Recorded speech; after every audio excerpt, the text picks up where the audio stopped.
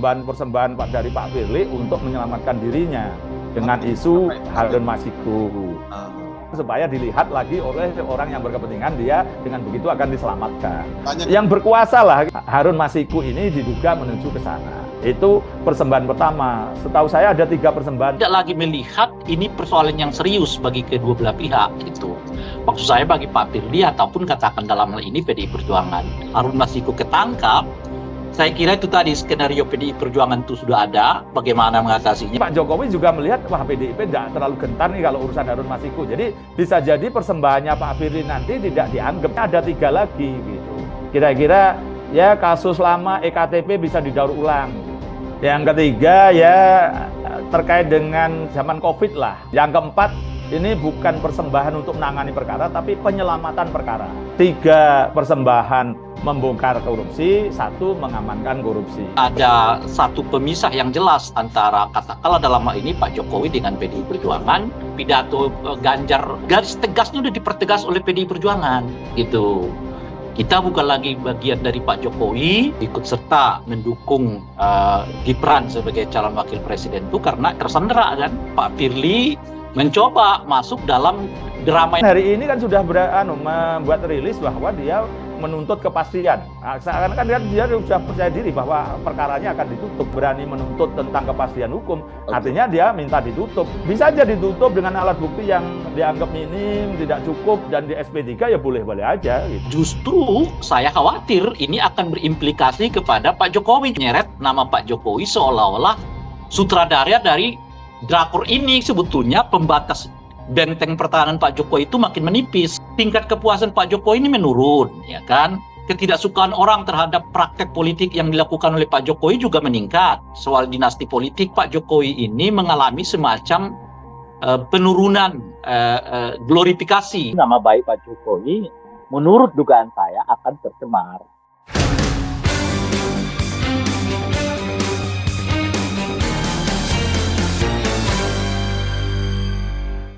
Halo, selamat pagi. Salam sehat untuk kita semua. Ketemu lagi kita di Cross Check. Saya Indra Maulana. Pekan ini kita akan coba soroti kejadian yang sangat unik dan menarik. Nanti juga tetap ada substansi yang menarik juga. Tetapi yang paling menarik dari kejadian sepanjang pekan ini adalah ketika Ketua KPK Firly Bahuri diperiksa di kepolisian. Ada kejadian yang sangat unik dan menarik ketika Firly terlihat atau terekam kamera bersembunyi di balik jok mobil, seolah-olah tidak mau tertangkap oleh kamera awak media. Ini menarik, tetap saja para jurnalis berhasil mengabadikan Firly Bahuri menutup wajah di dalam mobil setelah selesai menjalani pemeriksaan di Bareskrim Polri dalam kasus dugaan pemerasan terhadap Menteri Pertanian, mantan Menteri Pertanian Syahrul Yassin Limpo. Sosok Firly memang kontroversial. Setelah terbelit kasus pemerasan, mendadak Firly terkesan ya buka kartu as penangkapan Harun Masiku. Padahal selama bertahun-tahun, kurang lebih 4 tahun begitu ya, KPK gagal menangkap Harun Masiku.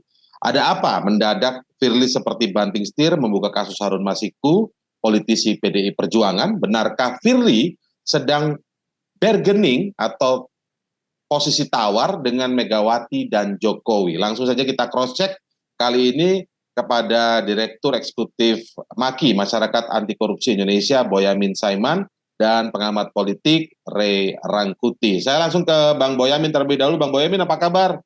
Baik, Indra. Sehat. Baik, Bang Boyamin. Bang Boyamin, saya ingin melihat pendapat Bang Boyamin dulu terkait dengan gambar yang kita munculkan nanti ya, Bang Boyamin. Kita munculkan ini, ada terlihat Ketua KPK setelah diperiksa oleh polisi, terkesan bersembunyi gitu ya di jok mobil, berusaha menutupi wajahnya dan lain sebagainya. Terkesan ini Ketua KPK loh, terkesan seperti pesakitan, tersangka gitu ya. Ini bagaimana Bang Boyamin melihat perilaku seorang Firly Bahuri ini? Disclaimer dulu, Indra. Ya. Saya kan pernah dimintai keterangan oleh KPK terkait dengan Bupati Banjarnegara. Bahkan saya mengundang semua, tolong ke sini dan pertanyaan apapun kalian saya akan jawab. Saya berikan waktu 2 jam, saya katakan gitu. Ya. Nah, dan juga saya terangkan, saya tadi ditanya berapa dan pertanyaan apa, jawaban apa. 11 pertanyaan saya buka semua. Biasanya kan orang ya itu penyidikan biar penyidik yang menjelaskan. Saya buka semua. Pertanyaan apa, jawaban apa, dan terkait itu. Dan saya percaya diri karena apa? Saya merasa tidak bersalah, tidak Jadi ada maksudnya persoalan apa. kalau Bang Boyamin karena merasa tidak bersalah, berani bahkan mengundang wartawan untuk datang tanya apa aja semuanya dijawab, yang ini berarti ada kemungkinan bersalah dong Firly berarti. Maksud saya begitu gitu. Ketika ngumpet gini berarti merasa bersalah gitu. Udah nggak usah dugaan deh. Saya bisa menjustifikasi ini Pak Firly ini merasa bersalah harus ngumpet-ngumpet dan 2 kali loh ngumpetnya. Di Barreskrim itu yang pertama berhasil ngumpet ketika datang maupun pulang. Yang kedua ini nampaknya gagal dan kaget dia dipikir ini apa berpikirnya lolos seperti sebelumnya gitu dan dia sudah tiba-tiba wartawan tahu gitu. Nah, tambah ngumpet lagi ditutupi tas itu kan udah ini bahasa Jadi saya ya memang ini adalah perilaku orang bersalah ya berarti ya. Iyalah, ini aja kan kita bicara analisa kan boleh. Ini perilaku orang bersalah dan dia tidak percaya diri untuk menghadapi wartawan. Lu kalau merasa tidak bersalah gitu kan, mestinya Pak Firly itu ilmunya di atas saya. Dia serse, bintang 3, umurnya lebih tua dari saya, dan terbiasa di KPK tiap hari begitu kan, gitu kan. Nah, mestinya dia lebih percaya diri dari saya. Kalau perlu ya datang pun sudah menunjukkan diri ke teman-teman wartawan lewat pintu utama. Ketika pulang juga lewat pintu utama dan apa bahasanya seperti saya mau tanya apa kalian saya jawab. Saya berikan waktu 2 jam. Kalau perlu kan begitu. Malah mungkin kalau ketemu wartawan itu justru ruang bagi seseorang itu, ruang bagi Firly mungkin menjelaskan ke publik juga sebelum itu penjelasan mungkin di persidangan, di penyidik dan lain sebagainya ya Bang Boyamin ya. Justru ketika sebelumnya beliau mengaku tidak kenal, mengaku tidak melakukan gratifikasi atau apapun segala macam kan berarti kesempatan kemarin itu menjelaskan semua kepada media. Dan itu kalau katakanlah ini karena dunia kehumasan, perang opini, malah justru seakan-akan Pak Firly pengen membawa opininya dia dan itu dipercaya masyarakat. Kan mestinya begitu. Justru bahwa perlu media dia ya seharusnya. Iya, justru perlu media. Biasanya Pak Firly juga senang dengan jumpa pers, berusaha ganteng di depan teman-teman wartawan gitu. Kelihatan menunjukkan percaya diri kan gitu kalau di KPK itu. Tapi karena nampaknya ini bukan seperti ini perilaku orang bersalah berarti ya tidak ada yang materi yang perlu dijelaskan lagi maksudnya begitu kurang lebih ya. Iya kan memang satu persoalan polisi ini memang hebat tidak terjebak pengen cicak buaya dulu dengan cara bahkan menantang KPK untuk koordinasi dan supervisi. Itu kan sudah suatu karena tidak ingin polisi dikatakan sebagai kriminalisasi karena berhadapan dengan KPK lagi. Itu yang poin utama. Yang kedua strateginya polisi juga hebat. Ketika ini pertama mengungkapkan penyelidikan segala macam, Pak Firly kan terpancing gitu. Seperti dulu terpancing saya urusan helikopter. Nah, jadi Pak Firly ini sebenarnya gampang terpancing ternyata gitu. Mengatakan tidak kenal Syahrul Yassin Limpo kecuali di rapat kabinet, gitu kan? Pertemuan paling di rapat kabinet. Terus tiba-tiba ada foto di lapangan bulu tangkis. Nah, bingung dia jelaskan. Gitu. Terus kedua, ketika urusan Jalan Kertanegara dia ngomong lewat lawyernya tidak kenal dengan Alek Tirta. Nah, kebetulan saya punya koleksi foto waktu Pak Firly syukuran di Palembang, orang-orang terbatas yang diundang gitu. Dia tuan rumahnya, bukan acara mempelai mantenan orang lain, itu bukan itu. Dia yang jadi pengantin bahkan gitu. Nah, yang diundang beberapa dan foto bersama. Saya punya itu, kebetulan agak lama punya koleksi itu. Nah, ketika dibantah tidak kenal ya langsung saya serahkan teman-teman media aja, buka, bingung sendiri kan gitu. Oke. Dan jadi banyak hal-hal yang kemudian yang dibuka oleh teman-teman polisi itu nampak-nampak terjebak oleh Pak Firly tidak siap sehingga ya terakhir kali ketika dia dipikirnya yang kedua itu lolos dengan cara yang sebelumnya. Dan nampaknya teman-teman polisi tidak ingin dituduh memberikan keistimewaan kepada Pak Firly. Kalau kemarin itu lolos lagi, teman-teman media atau masyarakat akan menuduh bahwa polisi melindungi Pak Firly, mendapat perlakuan istimewa.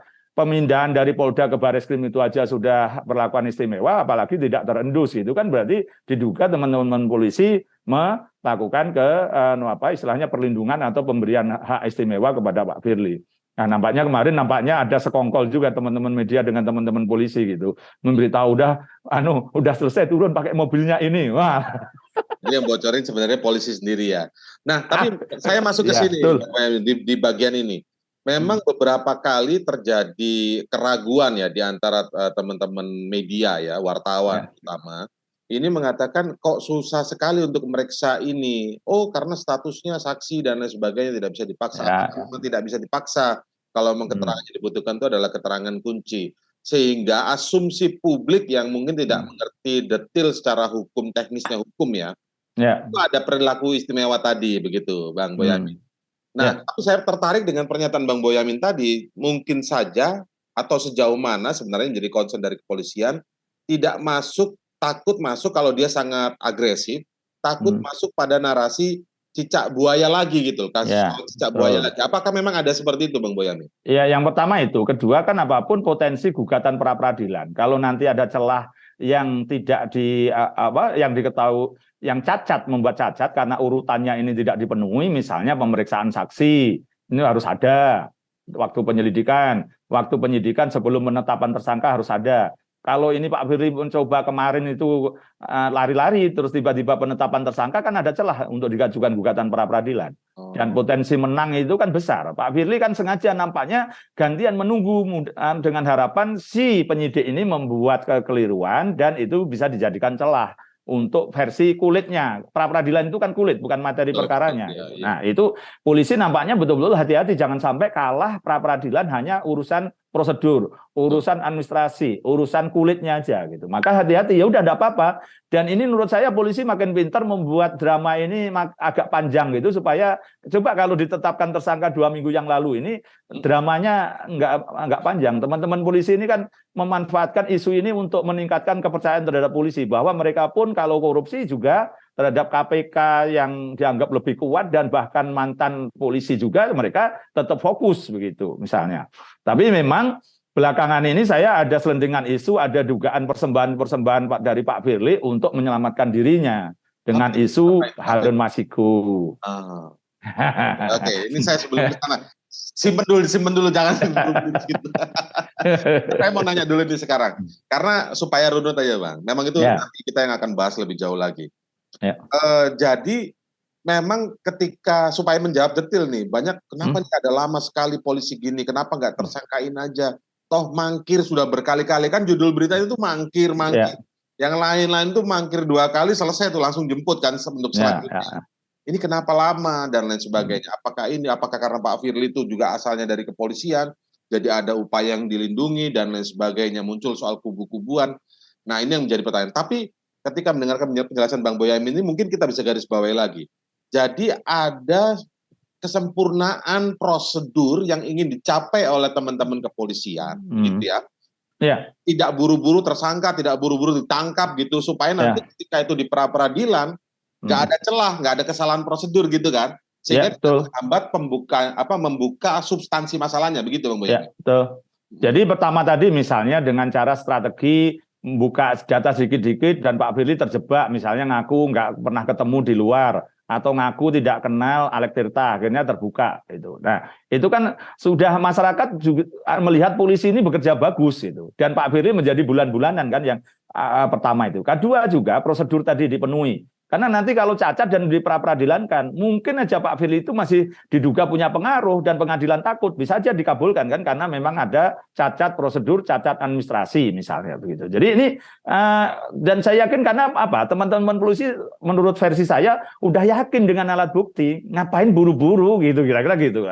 Dan itulah yang mungkin dibangun kepercayaan publik, trust kepada kepolisian bahwa ya ini prosedur itu begini gitu loh ya. Bahwa orang lain bisa aja dilakukan upaya jemput paksa, sudah manggil 2 kali misalnya. Tapi kalau begitu nanti kan posisi yang sudah baik di kepolisian ini, nanti kalau ada kesalahan yang terpancing atau apa menjadi kontraproduktif kan berarti nanti masyarakat terbelah paling tidak loh ya. Tadinya dari percaya polisi menjadi tidak percaya polisi kan, misalnya kalau pra peradilan kalah gitu kan, apapun masyarakat bisa terbelah itu tadi karena pemahaman hukum bisa jadi tidak semuanya paham kan gitu, Indra. Ya, nah Bang Boyamin sekarang saya coba masuk tadi istilah persembahan. Ketika sekarang terkesan mungkin seorang Firly Bahuri, ketua KPK ini makin terjepit ya, dan polisi kemudian berhasil memeriksa, kemudian terlihat kemarin bagaimana Firly Bahuri tertangkap kamera bersembunyi. Kita masuk pada analisis itu adalah ciri-ciri perilaku orang yang bersalah ya. Kita masuk ngomongin soal perilaku orang bersalah gitu. Nah, sekarang kemudian muncul juga tiba-tiba ada surat penangkapan kalau tidak salah ya yang dikeluarkan oleh Firly Bahuri sebagai Ketua KPK terhadap Harun Masiku. Padahal kata-kata Harun Masiku ini itu ditunggu publik dari pemilu selesai tahun 2019 sampai mau pemilu lagi nih gitu loh. Ini muncul sekarang. Tadi Bang Boyamin menyebut persembahan. Coba dijelaskan dulu secara lebih yang informasi yang didapat Bang Boyamin soal persembahan ini. Sebelum itu nomor satu misalnya ini Pak Firly itu kan juga jadi pimpinan KPK udah lama.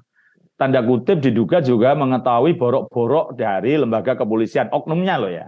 Jadi bisa aja memang Pak Firly kalau aku ditangkap jadikan tersangka, aku akan bongkar borok-borok oknumnya kepolisian. Itu yang pertama dulu. Sehingga ini bisa jadi faktor agak menjadi lamban, tidak cepat gitu kan. Dan bisa jadi teman-teman kepolisian juga harus hati-hati karena nanti bisa menyerempet oknum dan itu menjadikan nilai polisi jadi jelek juga kalau dibongkar gitu kan. Dan ini saya yakin jadikan tapi Bang Boyamin tahu ya. Tahu. Justru ini diduga bahasanya itu dijadikan kartu truf Pak Firly gitu. Jadi ya kalau lu nangkep gua, tersangka gua, ya aku bongkar urusan oknum kalian gitu. Setidaknya menjadi terbelah lagi publik misalnya. Nah, maka mungkin teman-teman penyidik ini mencoba mengkanalisasi lah supaya tidak berefek gitu kan. Tapi itu saya yakin akan terjadi dan nanti pasti kalau Pak Firly ini diteruskan pasti dia akan ada yang dibongkar oleh Pak Firly terhadap oknum-oknum di kepolisian pasti ada. Itu yang pertama.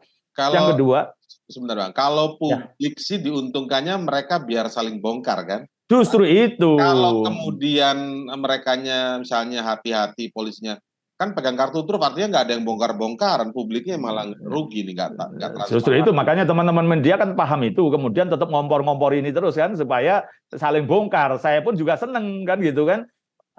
Maki itu tidak punya kewenangan Indra. Salah satunya kemampuannya cuma mengadu domba kan gitu kan dengan gugatan pra peradilan kan gitu kan. Tanda kutip supaya bongkar-bongkaran demi terkuak ya. Ya kan gitu kan. Sebenarnya saya pun juga berharap ini orangnya Pak Firly mendatangi saya memberikan ini borok-boroknya di oknum kepolisian mana sehingga bisa saya bongkar juga gitu loh. Jadi mudah-mudahan gitu kan. Tapi enggak tahu. Masuk ini Bang yang dimaksud Bang Boyamin tadi persembahan Pak Firly kepada siapa? Nampaknya dugaan buka borok itu tidak terlalu mempan, kira-kira kan gitu. Menurut versinya Pak Firly kalau kita analisa.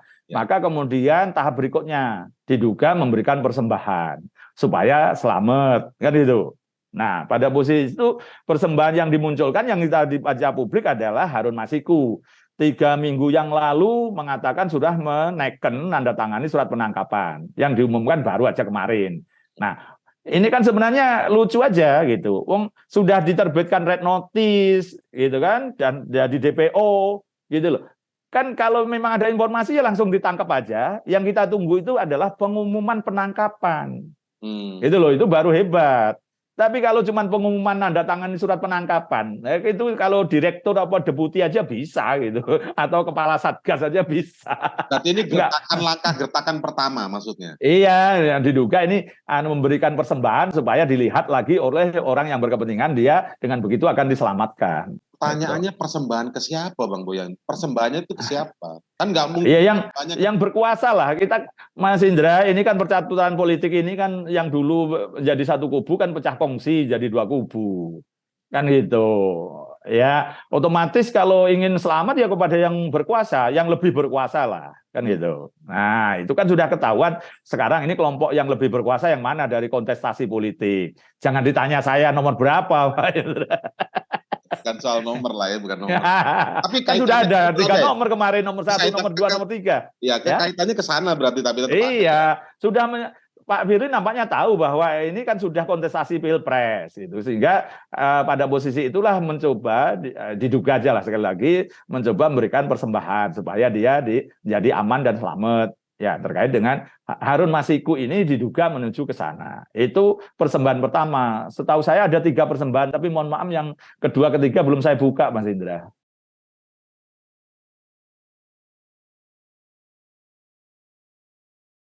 HM kita masih terus melakukan pencarian.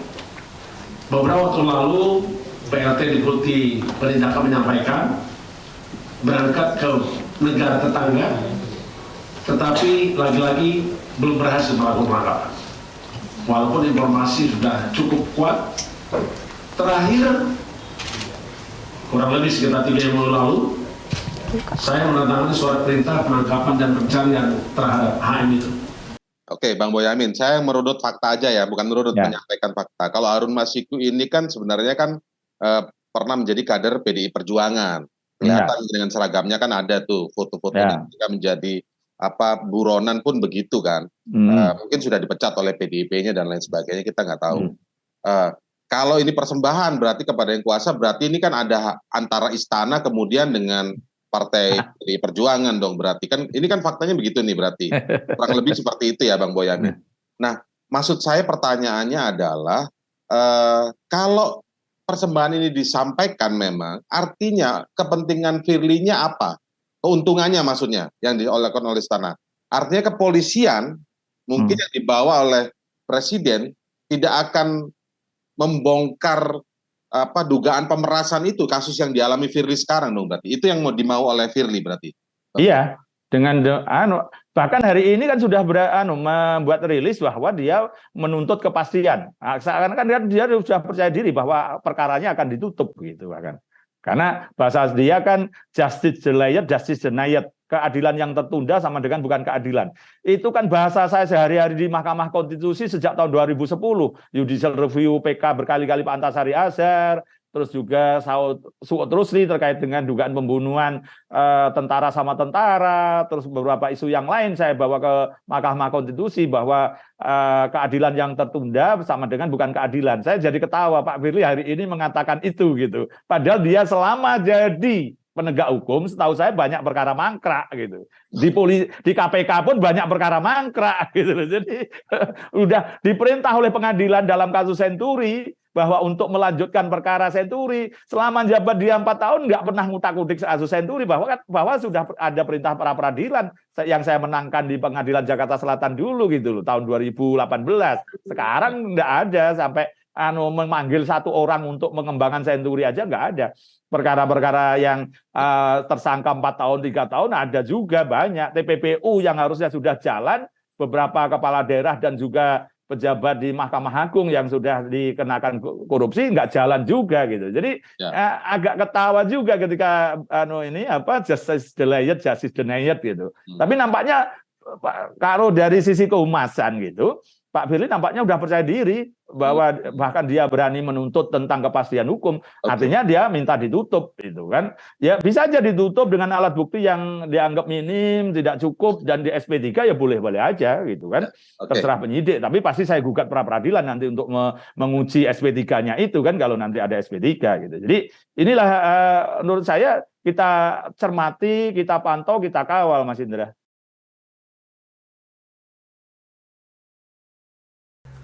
Mestinya kan pertarungan gagasan, mestinya pertarungan ide, bukan pertarungan perasaan. Terlalu banyak dramanya, terlalu banyak drakornya, terlalu banyak sinetronnya.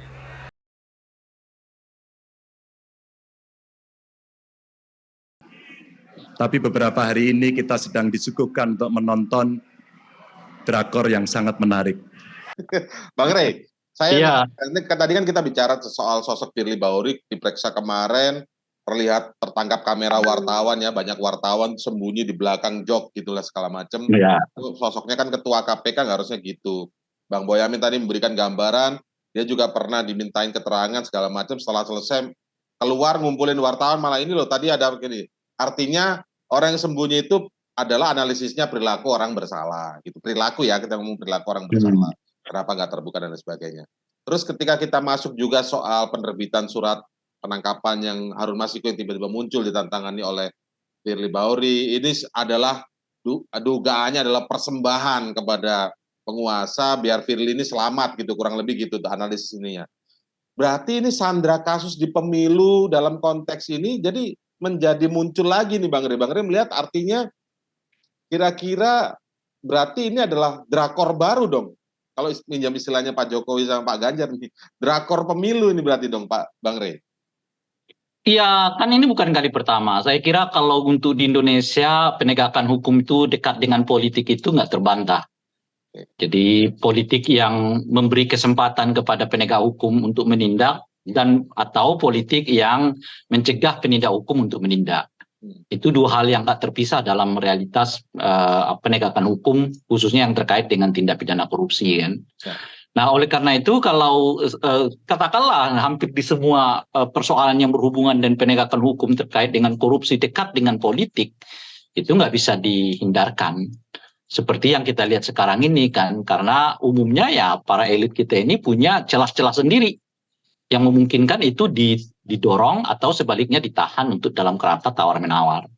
Kita masih mendengar misalnya kemarin itu pernyataan para petinggi PDI Perjuangan yang menganalisis bahwa salah satu faktor mengapa partai-partai besar itu ikut serta mendukung Gibran sebagai calon wakil presiden itu karena istilah PDI itu karena tersandera kan, gitu. Nah, jadi ya memang pada saat yang bersamaan kenyataannya ada kasus yang saat ini ditangani oleh Kejaksaan Agung kan, yang konon ceritanya akan menyeret beberapa nama besar di Republik ini gitu. Tapi Nah, dalam masih di situ dulu. Saya tertarik mau nanya komentarnya Bang Rey. Kenapa baru sekarang mereka berkomentar seperti itu ya? Bukannya itu dugaan-dugaan lama sejak muncul istilah cawe-cawe kan kita sudah membahas ini Bang Rey. Kan kita sebutkan tadi, semuanya ini kan bagian dari politik itu. Kalau sekarang ini kan udah tegas ya posisinya kan. Siapa yang di mana ya, siapa yang bagaimana gitu. Jadi kelihatan udah ada satu pemisah yang jelas antara katakanlah dalam hal ini Pak Jokowi dengan PDI Perjuangan, sehingga pada tingkat tertentu ya mereka mulai saling terbuka perihal-perihal apa yang selama ini di belakang meja atau di belakang layar gitu. Dalam konteks penegakan hukum, ya pemberantasan korupsi dan sebagainya gitu. Nah, melihat peluang inilah mungkin Pak Firly mencoba masuk dalam drama yang kita sebutkan tadi. Ya kan, beliau menawarkan satu skenario baru yang bernama Harun Masiku kan. Nah, bagaimana Harun Masiku mau katakanlah didekatkan ya penjemputannya oleh KPK ya setelah selama ini ya menghilang, nggak ketahuan rimbanya macam-macam dan sebagainya. Ada dua yang bisa kita tangkap dari peristiwa ini. Pertama ya Harun Masiku itu masih ada dan sebetulnya menurut saya di dalam jangkauan KPK gitu. Dengan situasi ini kan gitu ya. Nah, jadi ini memang semacam nunggu momen, nunggu waktu kapan ini kira-kira akan dieksekusi lah begitu ya, kasusnya macam-macam dan seterusnya gitu ya. Nah, itu yang pertama. Nah, yang kedua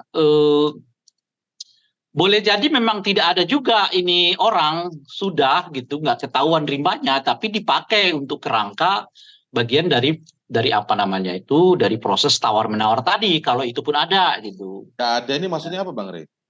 Nggak ada yang artinya sebetulnya nggak kelacak entah di mana macam-macam dan sebagainya. Tadi kan Bung Maki udah menyampaikan kan kalau masih sifatnya surat pengejaran itu udah terlalu sering gitu loh kira-kira kan.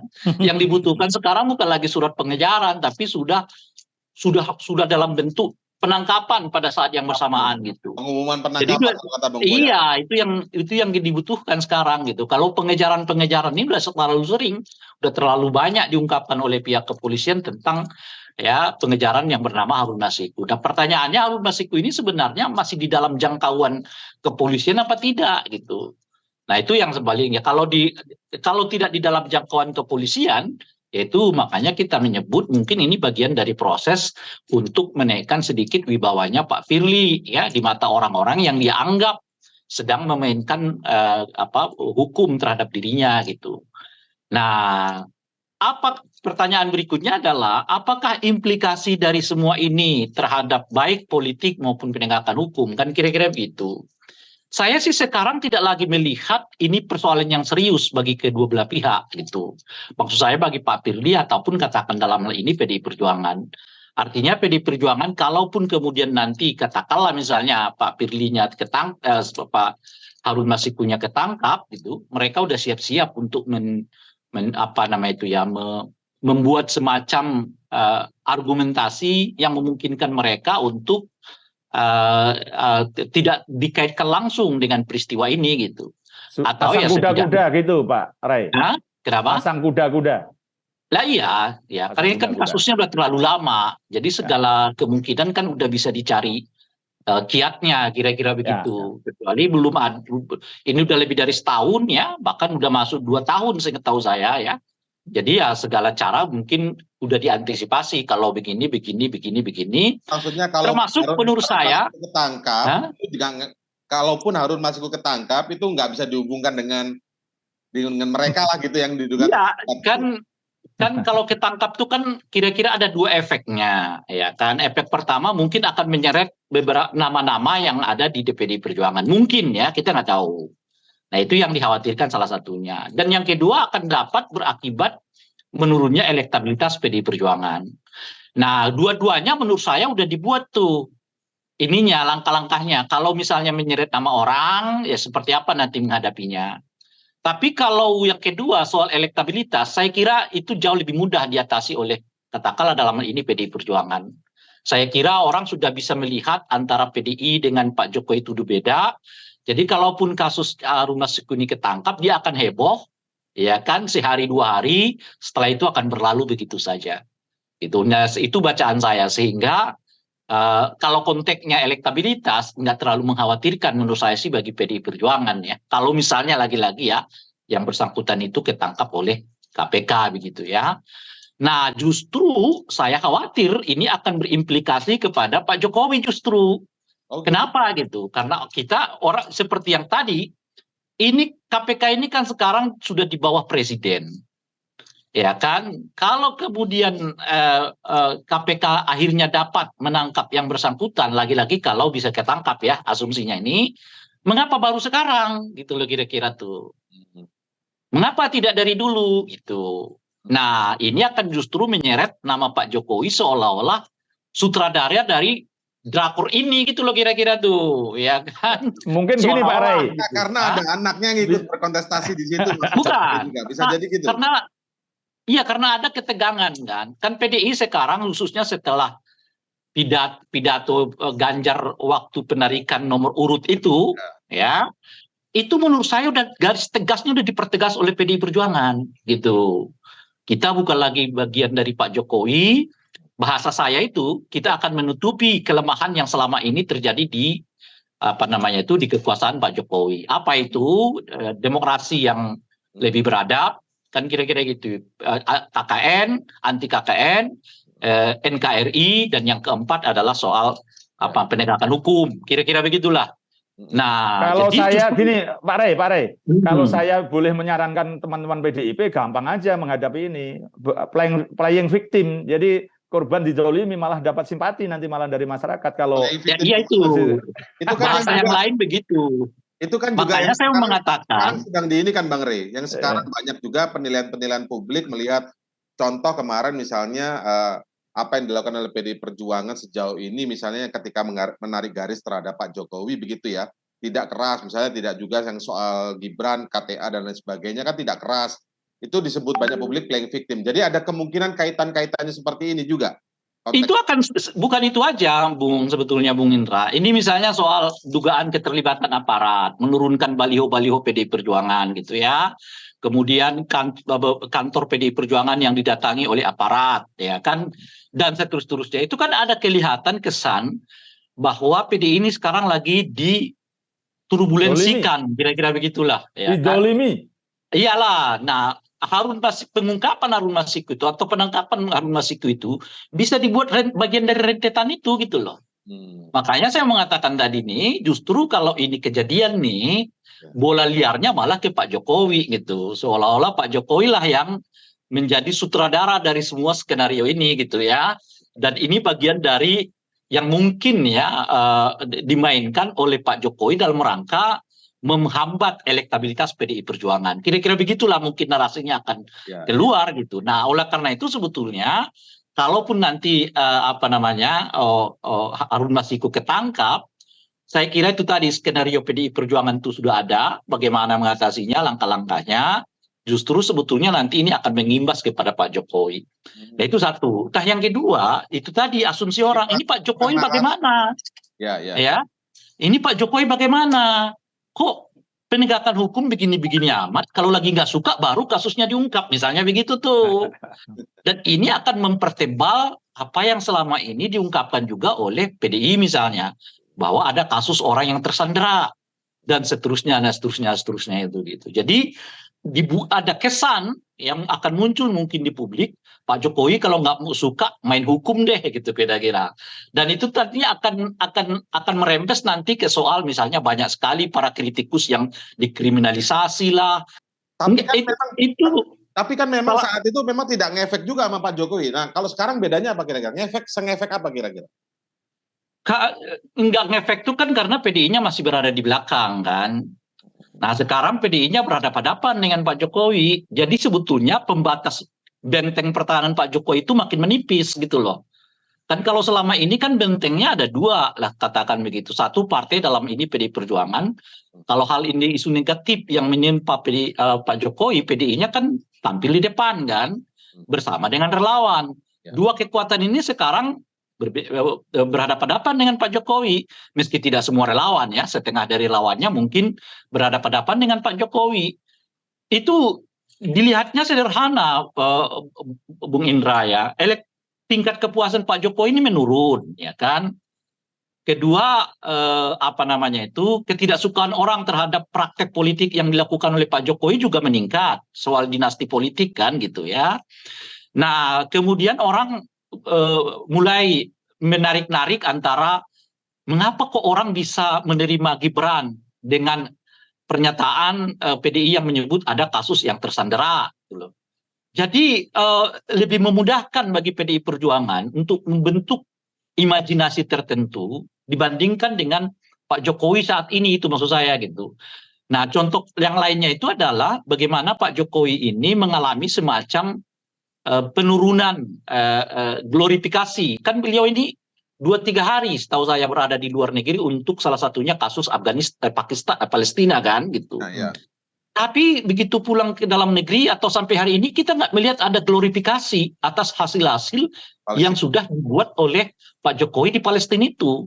Beliau bergandengan tangan dengan Presiden Turki, ketemu dengan Joe Biden. Nggak ada di sini yang mengglorifikasikannya. Seperti dulu pernah serikali kita lihat kalau ketemu dengan ini di KTT aja, kalau foto Jokowi ini orang udah Pak Jokowi berwibawa lah, inilah itu. Ya Vladimir Putin. Iya, itulah ini macam-macam. Ini sepi ya hari ini gitu loh, Bung Indra gitu. Ya. Nah, itu pun bagian menurut saya yang diperhatikan oleh katakanlah misalnya kalau benar masuk ke tahapan itu gitu ya.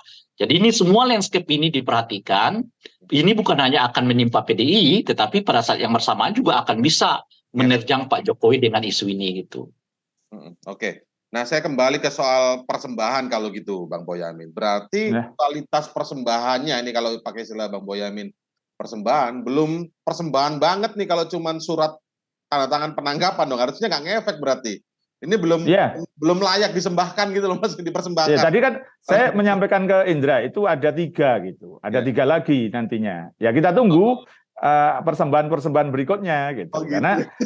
Karena tadi saya melihatnya begini, karena apapun saya politisi Orde Baru pernah jadi DPRD di Solo tahun 97 masih mahasiswa ya Mas Indra. Jadi saya melihatnya sekarang PDIP itu percaya diri, tidak akan khawatir kena efek, karena kalau dulu istilah Pak Ria Rangkuti tadi saya memahami kalau ada jeleknya Pak Jokowi maka berimbas kepada PDIP, kan itu. Nah, sekarang nggak lagi begitu, jadi percaya diri untuk tidak merasa akan tersandera kalau kaitannya Harun Masiku, kira-kira kan gitu.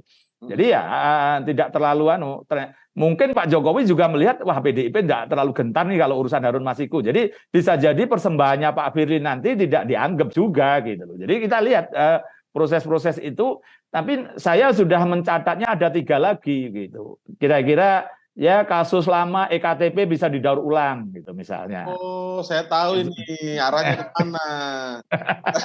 Aduh, bahaya ini. Maksudnya bisa didaur ulang, kasus itu belum selesai. Ya belum lah. Paling tidak TPPU-nya kan juga belum, dan masih ada 3 tersangka sekarang ini yang belum dibawa ke pengadilan. Paulus Thanos, terus ada 2 lagi. Ini kan masih tersangka sekarang ini gitu. Masih bisa dibuat kanan dan kiri gitu. Kaitannya sama mantan-mantan Komisi 2 ini berarti ya? Ya kira-kira begitulah kalau nanti ini bisa jadi ke sana loh. Ini saya analisis politik loh, bukan sebagai maki loh Mas Indra.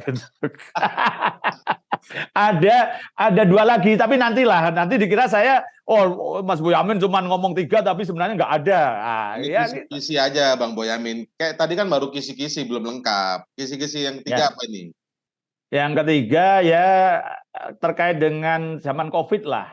Nanti ada gitu, enggak tahu prosesnya itu tidak murni sebagai persembahan sebenarnya, tapi ada fungsi lain. Yang keempat, ini bukan persembahan untuk menangani perkara, tapi penyelamatan perkara itu.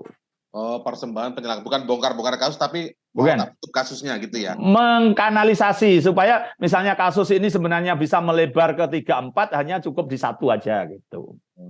Kayaknya yang lagi rame sekarang nih ya. Ya, 3 persembahan membongkar korupsi, 1 mengamankan korupsi. Kira-kira gitu dugaan saya loh, analisa politik saya aja. Masih Mas Indra? Itu bikin gentar lah kira-kira ya, kurang lebih ya. Ya bisa nanti. Paling tidak lebih tinggi derajatnya dibandingkan urusan Harun Masiku, kira-kira gitu. Oke.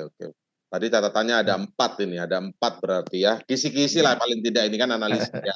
Bang Boyan. Ya, kita tunggu nanti seperti apa. Apakah kalau ini rame begini dan tidak ngefek, ya bisa jadi kasusnya Pak Firly diteruskan. Tapi kalau dari statement hari ini nampaknya Pak Firly percaya diri bahwa kasusnya tidak akan diteruskan. Ya kita tunggu ini seminggu 2 minggu ke depan kayak apa gitu. Kan pasti dinamis Mas Indra, dan kita pada posisi saya mengcompare data, mengcompare informasi, dan karena saya politisi, saya juga mencoba menganalisa politik urusannya seperti apa. Sebagai tambahan ini, Bang Rey, kira-kira berarti silang sengkarut sandra kasus ini masih akan mewarnai sampai 2024. Kira-kira apakah pertarungan atau berhadapan-hadapan, karena tadi sudah pakai istilah garis, antara pihak istana ya dengan PDI Perjuangan ini masih akan sampai ke 14 Februari 2024? Seperti tadi saya bilang, Bung Indra, ini ada pola yang kelihatan terbaca dengan Pak Jokowi. Ya, yaitu beliau ada kesannya, saya nggak tahu persisnya, itu melakukan pendekatan hukum kepada katakanlah orang-orang yang kita kenal selama ini kritis lah, dan sekarang menyimbas ke persoalan hukum yang lain berkaitan dengan kasus korupsi. Nah, oleh karena itu, ya itu besar kemungkinan ini akan berhenti, akan muncul lagi kasus lain. Nah, cuman karena orang udah melihat pola ini, orang juga udah pasang strategi gitu menurut saya. Orang udah buat, kalau ini kejadian apa yang harus kita lakukan? Kalau ini kejadian apa yang harus kita lakukan? Karena orang udah melihat ini, ya tentu penegakan hukum, tetapi berbau politik, kira-kira begitulah ya. Nah, sehingga dengan begitu, orang akan sisir nih. Oh, ini di sini kelemahannya, di sini kelemahannya, di sini kelemahannya. Dan ini akan punya potensi begini, lalu langkahnya begini. Nah, dalam kondisi di mana tingkat kepuasan kepada Pak Jokowi makin melemah, dan glorifikasi yang biasanya dialami oleh Pak Jokowi itu tinggi, sekarang juga melemah, ada kondisi di mana orang juga nggak selalu percaya pada apa yang dilakukan oleh aparat penegak hukum yang dibawa Pak Jokowi. Ini tantangan tersendiri kepada Pak Jokowi, itu maksud saya gitu. Jadi kalau beliau misalnya tetap mempergunakan katakanlah seperti yang diasumsikan selama ini, ya misalnya menggunakan pendekatan hukum kepada orang-orang tertentu misalnya ya, kalau benar itu yang dilakukan, yang terjadi gitu. Nah, orang udah punya strategi lagi nih. Alih-alih akan menimpa, mungkin hukumnya jalan, tetapi kesan negatifnya nggak sepenuhnya akan mengimbas ke mereka gitu. Bisa sebaliknya akan mengimbas ke Pak Jokowi. Itu tadi yang dianggap sebagai sutradaranya, justru begitu maksudnya. Ya, itu satu orang mengatakan tapi Bang Rey, saya mencoba untuk merasionalisasi supaya lebih detail ya. Kan Pak Jokowi ini kan bukan kontestan pemilu lagi sekarang. Maksudnya ini kalau ngimbas ke Pak Jokowi nggak ada hubungannya dengan para kontestan, atau ada hubungannya kira-kira? Ada lah, kan anaknya ada, anak beliau kan. Oh, oke. Itu pasti ya, otomatis itu ya. Betul. Makanya saya mengatakan maksudnya kita bicara pemilih nih Bang Rey, kita bicara pemilih. Ya, karena begini loh, proses anaknya menjadi wakil presiden itu kan nggak landai betul.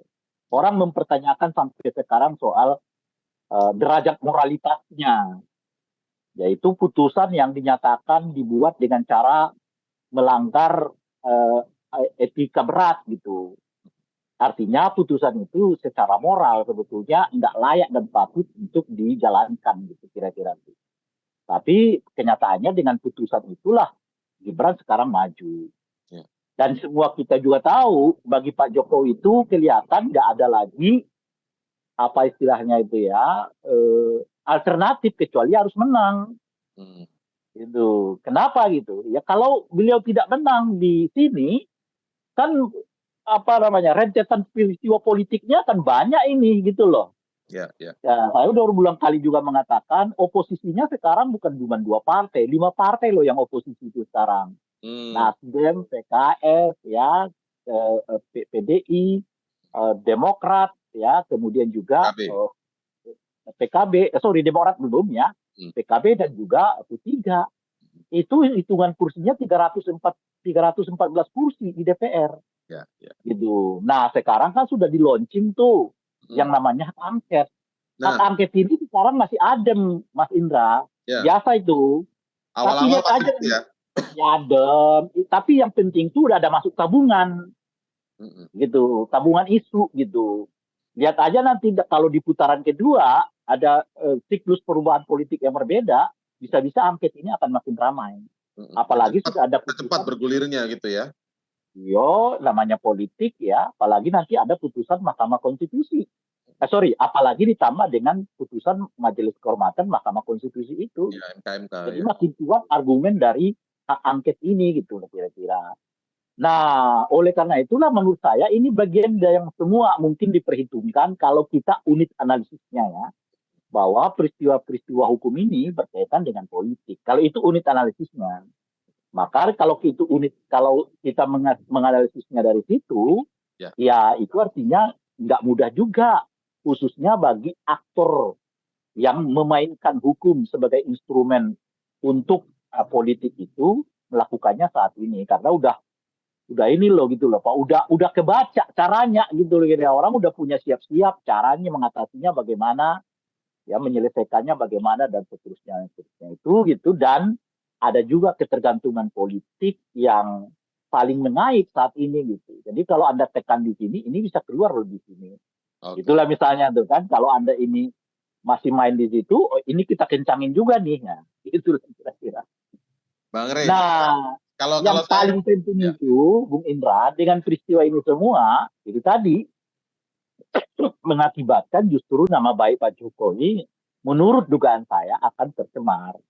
Karena orang menganggap dan melihat nanti ini kok hukum seperti permainan politik aja gitu. Jadi orang melihatnya nggak lagi sebagai murni penegakan hukum. Dan menurut saya itu tentu agak berbahaya bagi Pak Jokowi di tengah merosotnya tingkat kepercayaan publik pada dirinya. Ya, ya, ya. Oke, Bang Rey, berarti saya mau lebih ke politiknya dulu nih sekarang kalau gitu ya. Kalau melihat sudah makin jelas garisnya, kalau PDIP kan pasti pasangannya kan Pak Ganjar Mahfud gitu, jelas kan. Kalau Jokowi disebutkan di situ ada anaknya yang ikut kontestasi, Prabowo Gibran. Sebelumnya kita mafhum betul ya, sangat terinformasi betul bahwa antara Pak Ganjar maupun Pak Prabowo disebutkan itu kan melanjutkan lah kurang lebih ya, meneruskan. Perubahan itu dari awal hanya ada di sosok Anies. Jadi kalau sekarang yang cukup clear itu mungkin masyarakat awam juga memerlukan informasi analisis ini. Anies tetap dengan perubahan, Prabowo jelas dengan melanjutkan. Nah untuk Ganjar Mahfud ini masuk kategorinya apa nih Bang Rey? Kalau Bang Rey melihat menganalisis. Melanjutkan dengan catatan. Oh, melanjutkan dengan catatannya. Iya. Bukan perubahan ya? Bukan. Apa melanjutkan dengan catatan? Catatan itu adalah memperkuat apa yang selama ini ditinggalkan oleh Pak Jokowi. Apa itu? Yang 4 isu yang saya sebut tadi kan, seperti dikutip dari pernyataan pidatonya Ganjar Pranowo waktu penarikan nomor urut itu kan. 1, anti KKN, 2, etika berdemokrasi, adab berdemokrasi. Yang 3, Pancasila sebagai ideologi berbangsa dan bernegara gitu ya. Nah, yang keempat adalah yang saya sebutkan NKRI atau penegakan hukum gitu. Karena 4 ini dianggap adalah titik lemah Pak Jokowi kan. Iya, Perhatiannya pada demokrasi, perhatiannya pada hak asasi manusia, perhatiannya pada anti KKN, ya, perhatiannya pada penegakan hukum. 4 isu ini yang kelihatan agak lemah di Pak Jokowi dan itu akan diidentifikasikan oleh Ganjar Pranowo. Bisa ibaratnya ini saya siap nih menambali posisi yang selama ini diabaikan oleh Pak Jokowi. Oke. Kalau pembangunannya akan tetap kita lanjutkan, kira-kira begitulah. Perubahan gitu, makanya istilahnya bukan perubahan seperti Anies itu kan perubahan dan apa istilahnya itu? Emang pembangunannya kalau Anies nggak dilanjutkan juga, Bang Rey? Nggak tahu istilah mereka itu kan perubahan dan apa gitu, saya lupa tuh. Ya, oke. Nah, tapi kalau Ganjar itu pelanjutan dengan catatan. Catatan tadi adalah menambal 4 isu yang selama ini agak tertinggal di pemerintahan Pak Jokowi. Oke. Hak Jadi kan asasi sebenarnya kan manusia. wakil publik yang bingung aja nih. Ada perubahan, Iya, lanjutan, cuman terjebak di 2 itu kan. Nah, Ya, yang kalau Pak Prabowo ya copy paste kan, nggak ada. Pokoknya semua program Pak Jokowi. Nah, kenapa PDI tetap menggunakan kata kelanjutan tuh? Menurut saya karena 2 alasan. Alasan pertama tentu elektabilitas ya. Orang nggak suka dengan isu perubahan secara umum, kira-kira begitulah ya. Nah, yang kedua adalah ya karena mereka punya basis untuk klaim juga gitu. Nah, 9 tahun Pak Jokowi itu hebat ya karena berada di belakang kita. Kalau tidak berada di belakang kita, belum tentu Pak Jokowi bisa ya sehebat seperti yang sekarang ini. Gitu. Oke, terakhir. Kan garisnya sudah semakin jelas nih. Pertarungannya di 2 ini nih. Ini otomatis akan membawa keuntungan tidak bagi pasangan yang di luar yang berhadapan ini. Kan kita ada 3 pasangan nih. Yang berhadapan kan jelas nih. Mungkin bukan pasangan yang berhadapan, tapi yang kalau itu kan udah kita lihat di survei, Bung. Kenyataannya kan Anies naik. Anies dapat dari limpahan suaranya Pak Prabowo. Gitu. Jadi suara Ganjar nggak pindah. Suara Ganjar pindah ke Pak Prabowo, suara Pak Prabowo pindah ke Anies. Ganjar turun, Anies naik, Pak Prabowo naik. Itu survei kan. Nah, artinya saingan terdekatnya, sebetulnya saingan potensial ya. Saingan potensialnya Prabowo itu adalah Anies. Gitu. Saingan terdekat dia adalah Ganjar. Gitu. Karena kalau dilihat dari elektabilitas, Ganjar lebih dekat dari dia kan. Tapi kalau dilihat dari potensi, Anies lebih dekat ke dia karena asal Prabowo itu mulai tidak disukai publik, larinya ke Anies gitu loh. Oh, oke. Baik, berarti dari trennya sih kemungkinan di situ ya. Secara tren tuh saya justru Anies. Iya, jadi makanya kan kalau lawan potensial istilah saya kan. Ya. Nah, itu adalah Anies. Tapi kalau lawan jarak ya Ganjar karena selisih mereka 10% dengan Anies 12-13% kan. Oke, Bang Rey, karena kalau Bang Rey kita belum lihat, ini terakhir banget ini janjinya terakhir. Penutup. Kan Pak Jokowi pernah ngomong pemilu itu jangan banyak dramanya, jangan drakor. Bukan pertarungan perasaan, tapi pertarungan gagasan. Tapi melihat kondisi tadi, sandera hukum ini akan mungkin main di sini, jangan khawatir di sini. Berarti nggak akan terwujud juga kira-kira Bang Rey? Apakah mungkin tidak terwujud juga? Aku sih Bung Indra, aku sih dalam posisi yang sering merasa ucapan Pak Jokowi itu harus kita maknai dengan sebaliknya gitu. Itu posisiku. Jadi kalau beliau mengatakan saya nggak cawe-cawe, dia cawe-cawe. Itulah kira-kira. Kalau dia mengatakan adu gagasan, ya mungkin maksudnya bukan adu gagasan tuh, tapi adu yang lain lah. Tadi kan nggak tahu kalau adu yang lain. Gitu.